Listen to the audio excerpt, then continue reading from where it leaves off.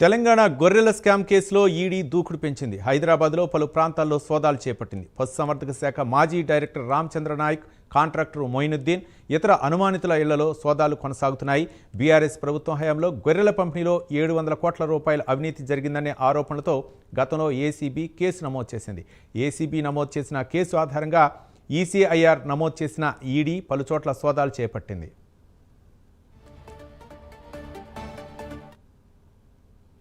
గొర్రెల స్కామ్ కేసులో ఈడీ సోదాలు కొనసాగుతున్నాయి. ముఖ్యంగా సికింద్రాబాద్, బోయినపల్లి, జూబ్లీ హిల్స్, దిల్సుఖ్ నగర్ ప్రాంతాల్లో అధికారులు సోదాలు చేపట్టారు. బీఆర్ఎస్ హయాంలో గొర్రెల పంపిణీ పేరుతో భారీ అవినీతి జరిగిందన్న ఆరోపణల నేపథ్యంలో రంగంలోకి దిగిన ఈడీ దాడులు చేస్తోంది. మాజీ మంత్రి తలసాని శ్రీనివాసరావు ఓడి కళ్యాణ్ ఇంట్లో ఈడీ సోదాలు చేసింది. లోలోన సంస్థ కార్యాలయాలతో పాటు ఇతర అనుమానితుల ఇళ్లలోనూ సోదాలు కొనసాగుతున్నాయి. గొర్రెల స్కామ్లో 700 కోట్ల రూపాయల అవినీతి జరిగిందంటూ ఏసీబీ కేసు నమోదు చేసింది. గతంలో దీనిపై విచారణ చేపట్టిన ఏసీబీ పశుసంవర్ధక శాఖ మాజీ డైరెక్టర్ రామచంద్ర నాయక్, తలసాని శ్రీనివాస్ యాదవ్కు చెందిన మాజీ ఓఎస్డీ కళ్యాణ్ కుమార్, మాజీ అసిస్టెంట్ డైరెక్టర్ రవికుమార్, కేశవ సాయి సహా మొత్తం 17 మందిని ఏసీబీ అరెస్ట్ చేసింది.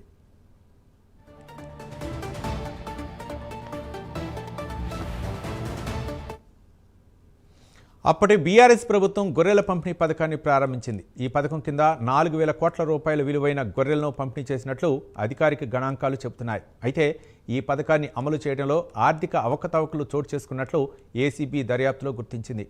కొంతమంది విక్రేతల పేరుతో బినామీల ఖాతాల్లో డబ్బులు మళ్లించినట్లు ఆధారాలు లభించాయి. అసలు రైతులకు నిధులు చేరకుండా పేపర్లో చూపించి డబ్బులు మింగేశారని ఏసీబీ విచారణలో తేలింది.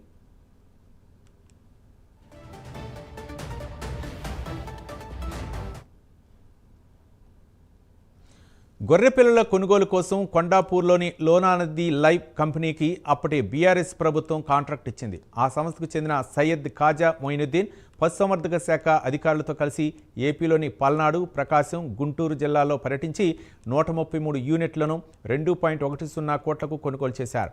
ఆ మొత్తాన్ని తమ బినామీ ఖాతాల్లో డిపాజిట్ చేసి వారినే గొర్రెపిల్లలను విక్రయించిన రైతులుగా రికార్డులో చూపించారు. అసలైన రైతులకు ఎలక్షన్ కోడ్ కారణంగా ఆలస్యం జరిగిందని చెప్పారు. ఎలక్షన్ కోడ్ ముగియగానే తర్వాత కూడా రైతుల ఖాతాల్లో డబ్బు పడలేదు. దీంతో బాధితులు మాసాబ్ ట్యాంక్లోని పశుసంవర్ధక శాఖ కార్యాలయంలో ఫిర్యాదు చేశారు.